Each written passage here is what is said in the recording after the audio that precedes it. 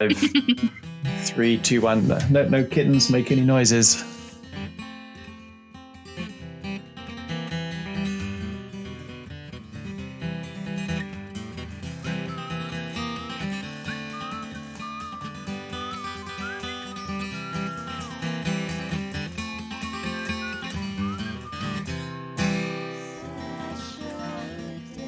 All right, welcome back, everybody, to our second episode of SaaS Showdown.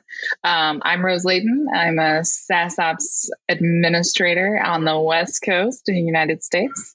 And this is my colleague. And I am Colin McCarthy, head of an IT department in a large company over on the East Coast of North America and originally from the UK.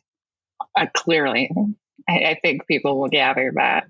I would hope so. You don't happen to come by that accent.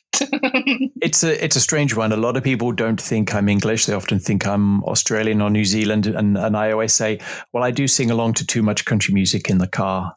That's where my twang comes from. But it's great to be back chatting with you, Rose, about SaaS in our SaaS Showdown podcast, episode 2. So what did we talk about last time? So last time, we talked about how we each discovered SaaS, which was way back in the day. We were, technology early adopters, both of us, it sounds like. And then we spent a little bit of time talking about how our usage of SaaS has changed over time, and a little bit of time talking about, desktop applications versus web apps and things like that. So today, why don't we talk about what SaaSOps is? Obviously, I'm a SaaSOps administrator. You do a lot of SaaSOps in your work. Yes. But we didn't really talk about what that means. No, we haven't. What does it mean, Colin? Wow, I think what it means. First of all, we need to outline what the unofficial dictionary definition actually describes it as. So, would you believe SaaSOps? SaaSOps is a noun, and it is a practice referring to how software as a service (SaaS) applications are discovered, managed, and secured through centralized and automated operations (ops), resulting in reduced friction, improved collaboration, and better employee experience. So, is all of that true? Is that what it is? I think SaaSOps is hard to define, but if there was a definition, that's about as close as we're going to get. I probably think it's important for the people listening. If you're unfamiliar with the concept of SaaSOps, it comes from DevOps, right? Which is the practice of automating software deployments, and ensuring, better uptime, more reliable systems, those sorts of things. So, ironically, DevOps is a field of things that supports the SaaS industry, and the SaaSOps is what supports the businesses that use SaaS. Yes, yeah. DevOps is often done behind the scenes, and obviously all of these applications are using DevOps to build and manage and maintain and deploy their applications. And I guess SaaSOps is it's almost the client facing. It's a little bit how we build and manage and maintain and deploy people. That is, yes. People user accounts. Yes. Yep. Yeah. It's the human aspect. It's not code. It's people. But SaaSOps is not only user accounts. It's also the management of data. And there's lots of ways to think about how SaaSOps came to be. But one of the things that I hear a lot, especially from more traditional IT towards modern IT, is that we've gone from a perimeter network kind of ideology, right? Everyone must be inside your network in order to access things, to a user object or data object kind of methodology, and zero trust and Beyond Corp. And we can spend more time talking about those way later. But SaaS ops, like we're managing people, but we're really managing people and all the collection of data objects that they accrue throughout their work lives. Right. Yes, because obviously the SaaS environment is getting more complex, and we in other discussions have often talked about people having a best of breed. In a traditional environment, you would have an office, you would have an internet connection, you'd have a firewall, you'd have Active Directory, you'd have AD accounts, you'd have Word and Excel and Outlook installed on your laptop. You'd walk into the office. Maybe you'd have a VPN. A VPN, yeah. You'd walk into your office, you'd connect to the network, you'd access a file share, you'd access your documents. Mm-hmm. The person leaves, you take away their key, you shut down their AD account, everything's secure. They can't get access to the corporate network. And they're using a very small amount of applications, Word, mm-hmm. Excel, PowerPoint, and then email. But now with the various choice of SaaS applications. Yes. Yeah. Depending on the department that you work in and everything too, like those applications will change, right? Like we know that the SaaS applications related to marketing is like its whole own industry. Yeah. And the SaaS applications related to coders and software developers is its own industry as well. So GitHub, GitLab, Bitbucket, probably some others that I don't know. Oh my gosh, just some crazy off the wall names. I think Sprinkler is probably a coding tool. I'm sure there's a Google one, or maybe that's been shut down. But yes, there's recruitment, there's Greenhouse, HR, Bamboo, has Monday, mm-hmm. Workday, Namely. Everything can. You said Greenhouse. Yeah, for recruitment. For a while, it seemed like there were a lot of video conferencing systems, right? We had GoToMeeting and WebEx and Zoom and BlueJeans, and some of those still exist, although I think Zoom has really had its heyday. Yeah, so here's interesting. Going back to our last discussion, or our first discussion about physical installed applications and if they were software as a service, SaaS applications, my first experience of WebEx and GoToMeetings was you had to install a client. Yes, mm-hmm. You would pay a subscription, but it would only work in a client. And I never considered that application to be a SaaS-based application. Fair enough. There are cloud-based versions of it now. And there used to be, there is BlueJeans and a lot of applications out there. One of the key words that I think, or key phrases I'm starting to hear a lot in some of the IT leadership discussions that I've been involved in at sort of corporate roundtables that happen with different companies is the term digital transformation. So that's a buzzword I added to my LinkedIn not that long ago. I might have to add it. But if you are doing a digital transformation, then you need SaaSOps. Because I think if you're moving your people from hosted Exchange and file servers to Office 365 and OneDrive, you need a team of skilled professionals who understand how to manage that, right? How to manage, you can't just switch. Secure. You're going to end up having all the same problems that we all had when we switched forever ago. Colin, I have a question for you. Yes. If someone, say an IT leader from another organization, came to you today and said, there is no way that any of our employees are using a SaaS application, what would you say to that? So they are claiming that none of their users are using a SaaS application. Yes. They don't. IT doesn't manage any SaaS applications. Therefore, none of the employees are using them.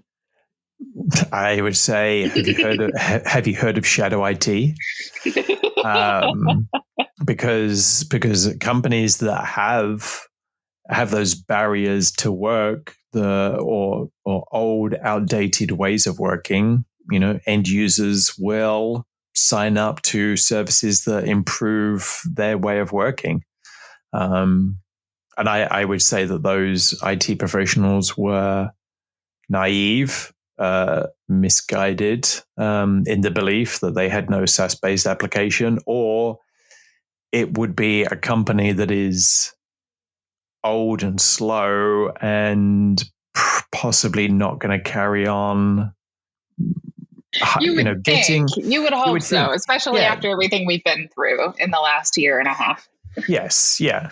You would, and I think this is why that term digital transformation is such a buzzword at the moment, because all of these companies that didn't have a SaaS-based application and were used to people being in the office, and now they had to connect to the VPN, and VPNs obviously add some latency, some bandwidth requirements, and infrastructure requirements.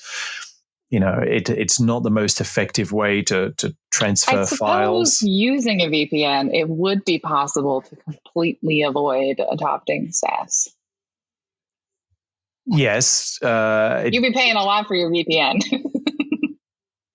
Yes, yeah. If you're a company that is chugging along and not growing, has X number of employees and steady revenue, isn't going to lose any clients or any business, then right. Yes, you could stay doing what you want to do. But I don't know anybody. Obviously, I'm an older generation, Gen X. Mm-hmm. A lot of the Gen Zs and the millennials that I work with, I don't think any of them would take a job where you had to use a VPN to do everything. Right. I had a friend leave for another job recently, and I said, I would not have taken, even though it was their dream job, they would not have taken it if the company hadn't been on Google Workspace. So I think people are being picky and choosing what companies they work on based on the tools that they're using. I mean, that makes a strange kind of sense, though, right? Because it is difficult. Like if I had to go to a Microsoft organization today, I would be very out of my element. And I would honestly probably be a risk to that organization, because my nature would be to drive towards using Google tools all the time, even if I had to resort to using my personal accounts to do that, right? That's a risk for those organizations. Right. Yeah. And that's the whole risk of shadow IT. And that's why, there are a lot of tools, sort of SaaS discovery tools, SaaSOps discovery tools that can help you find those tools that are unsanctioned, unmanaged, unapproved shadow IT applications that end users have signed up and might be putting some of your corporate data on. But this is where us as IT leaders, should be engaging end users. Finding out what they want to be using, what they are using, and then being champions for change inside the organization. But you mentioned some very interesting things about security. What in particular, what would you be concerned about? If I, like in the scenario where I go to an organization that's Microsoft? Yeah, or just with SaaS-based applications in general. Well, I mean, I think we hear a lot from organizations who, for whatever reason, don't want to switch to SaaS. And I think some of the concerns that they have are some of the concerns that, organizations like yours and mine have been working to figure out for years. And so some of that is, how do I keep track of all these users across all these applications, right? How do I manage their logins? How do I make sure that each one of these individual accounts isn't being compromised, right? If you have all these different applications and they're all controlled by different logins, then that's, an infinite number more, an exponential number more attack vectors potentially. How do you manage the security of those applications? How do you monitor the issues with those applications? Anytime you take your small environment, right? Your small Active Directory environment, maybe, or, even if you're all Google all the time, and then you decide to expand out of that, you are introducing a little bit of chaos, a little bit of entropy into your environment when you add a SaaS application. And depending on that SaaS application's maturity, right, they may or may not have the ability to secure it in the same way that you would a Google account, or the same way that you would, say, a Slack account or a Dropbox account or whatever it is. Right. So I think the authentication is a major vector and a major security concern for many people. And then like the control of corporate data, right? Is it being shared with external parties? Or do people have access to things they're not supposed to? To me, an S3 bucket that was accidentally left open for the entire world, right, is not much different than a Google group that is visible to anyone on the internet. Right. And that's just from my experience, right? There's been lots of reported incidents of that. Yes. It's interesting here you talk about authentication. That makes me think about identity providers, IDPs, OAuth, single sign-on, SAML, all of our favorite things. All of our favorite things. Yes. Well, and so going back to what you said about digital transformation. Yes. The organizations who had to do digital transformation in the last year and a half, the organizations who maybe still have yet to do some digital transformation, I think it's important that they learn from the people who already did this, right? You don't need to reinvent the wheel. You're not learning how to do a call center remotely for the first time. Somebody's already done it. And there's plenty of businesses, used to be 15% of all businesses in the US were entirely SaaS based. Had no physical infrastructure, right? I was proud to call myself one of those. You were proud to call yourself one of those. Mostly, we were at like 99%. I refer to ourselves as about 90% zero trust, and obviously zero trust beyond corp model is another similar separate additional topic we'll speak about in the future. But yeah, digital transformation and SaaSOps, they go together. For those who are transferring from the traditional infrastructure, need to be thinking about how their software as a service applications will be operated, managed, maintained, secured. So obviously, last episode, we talked about the growth and the adoption of SaaS-based applications, and SaaSOps has come about as a way of managing that and securing it. And in that field, there has been a growth in the number of companies providing tools to do it. An incredible growth. Obviously, originally, if you're on Google Workspace or G Suite, Google Apps for Business, whatever you wanted to call it back in the day, you only had the admin panel. And then there was GAM. And there's been other podcasts, Jesse and Steve on the Workspace Recap podcast talked about GAM and interviewed the developer on that, so you can check that out. And for a long time, we used Promevo as our Google Workspace reseller. They have a tool that allows you to do additional management of your G Suite domain. And then there's companies like CTS in the UK that have Cloud Manager. There is... have you mentioned any Office 365 ones yet? There's a whole host of those. I know they exist, but I don't know their names purely because I'm born and bred in the Google Workspace. Patronum I can mention a few. Is one of the other new ones, and then there's obviously some of the multi-SaaS application management companies like Cloud BetterCloud has a management tool, right? They're from commonly CTS. known as a migration service, but they do have a management component. So there's gPanel by Promevo. For Office 365, there's Kaseya, there's AvidPoint, and then there's Core Security. Those are the frequent ones that I hear about. Sometimes you also hear about like CoreView and Quadrotech Radar. That's a new one for me. But you hear all of these services grouped together, right? They're all kind of lumped into the same category. Colin, would you say that that's a good thing that they're all lumped together? Trying to casually hide my opinion there, but I don't think so, because they're not all equal, and I think the problem is a lot of them do get classified in one bucket. In the last 2 years in the Google workspace, we have seen a dramatic growth in companies that will sell you SaaS management. I'm doing little air quotes, but you can't see them.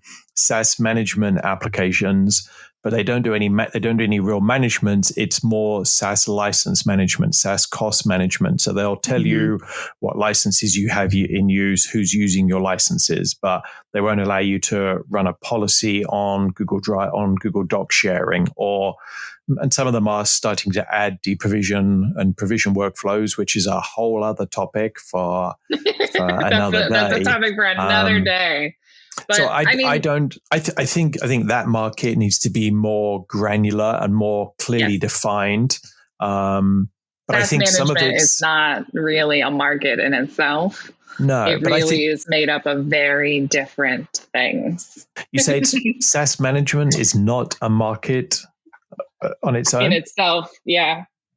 It's made up of, and I know that you also occasionally do consulting on this topic. So, I will defer to your experience as well. But in my experience, if I am doing a consulting project for someone and they're asking me supposedly about SaaS management platforms, and the management platforms in the list are, say, Better Cloud, Intello, Okta. Yes. There is a misunderstanding. Those are three wildly different applications, in my opinion, right? And three applications that got their start in very different ways, and so have grown in very sort of somewhat have converged around some of the needs of their users. But we know people and we know organizations that use all three of those. Why would they use all three of them if they were the same? Right. Yes, there is not a clear understanding by, I think, other people in the industry. I think it is the SaaSOps and SaaS know-how, knowledge, informed people is relatively small, and I think there is a misunderstanding because I've had people ask me, "Oh, you use Better Cloud as your IDP?" It's like, no, Better Cloud is not an identity. Is not an identity provider. It's a tool to manage, Google Workspace, Zoom licenses, everything else, Dropbox, Box, Atlassian, etc. And that's why we started this podcast, isn't it, Colin? Yes, to help people. There's not enough people out there who know the difference between the different SaaS management tools. Yeah, because why SaaSOps? Because in today's digital workplace, you've got to be empowered to stay engaged and productive. And that's a tagline on somebody's website I've just read out. I won't fault you for it. No, I mean, it's a good discussion, and this is really why we did start this podcast, is because we think that there's a lot of webinars out there, there's a lot of conversations happening out there, there's a lot of articles being written out there, but not very many of them are from people who have been doing SaaSOps for a while. And no offense, but when the pandemic hit and I was hearing all of these stories about how people magically transitioned to remote work, I just had to sit back and laugh, because we had done that years ago. Yes, yeah. We were ready for that years ago. I know some of the meetings I've been in, and they're saying, well, tell me about your story of digital transformation.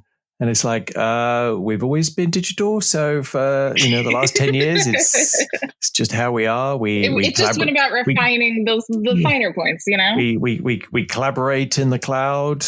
We solely work in Google Docs. It has been very interesting over the last 10 years, seeing the expansion of applications in use. When I started a company, we had Google Apps for Business, and we had one other marketplace application. Now there's 16 marketplace applications, a few SAML applications. The company builds a SaaS platform that is used.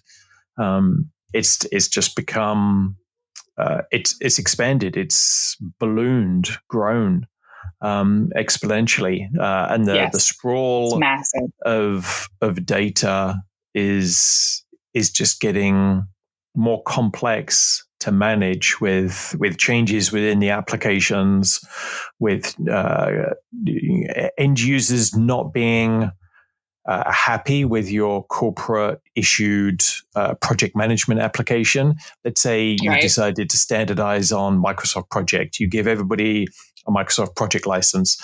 They don't want to use Project. So, and they have seen the YouTube pre-rolls. They want to use Trello or Basecamp or Monday or whatever. Monday, I was about to say YouTube pre-rolls. For some reason, if I'm looking at YouTube in an incognito window, because I do subscribe to it, so I don't see the ads. But if I'm looking at something in an incognito window, I get an advert, and most of the time it's Monday. I don't know why I have also seen the Monday ads on YouTube. So yeah. They have a very good marketing team. That's Asana, for sure. Asana, Hive. There's a ton of those applications. Under project management, we could probably spend a whole episode talking about how many thousands there are. But we're getting towards the end of our time for this episode, Colin.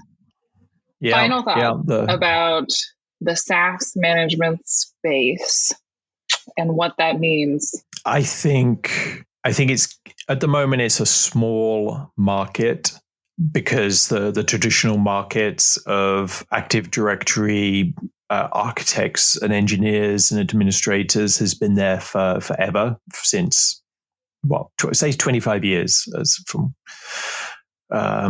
I think SaaSOps or SaaS and SaaSOps, the management and the securing of these applications is going to balloon.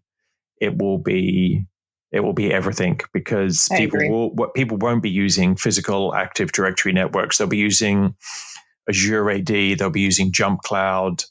They'll be using Okta, because I think you can use Okta as your directory, can't you? Yeah, and there's a whole load of other ones. So yeah, I think this is the beginning. I hope so, and I hope that we start to see a real distinction between tools that discover your SaaS and manage the licenses. Yes. And tools that really make these things work together and sing together, in my opinion. Yes. Yeah. Okay. Yeah. And that's the APIs that are the glue that allow that are getting richer, more defined, more standardized almost, and expected. Yes. And it's something that we can talk about in an upcoming episode about how to choose the right SaaS application for your organization. So listen out for that one. I don't know if you know, Colin, I literally wrote the book on that. Well, I look forward to rereading it before that episode. Well, it's been great to spend another 29 minutes and 50 seconds with you, Rose, and I will talk to you again soon. Thanks, Colin. Produced by the Tab Geeks Network. Enjoy all of our shows on YouTube at youtube.com/tabgeeks. Join our exclusive, free, no sponsors allowed Slack community and sign up for our newsletter at tabgeeks.com.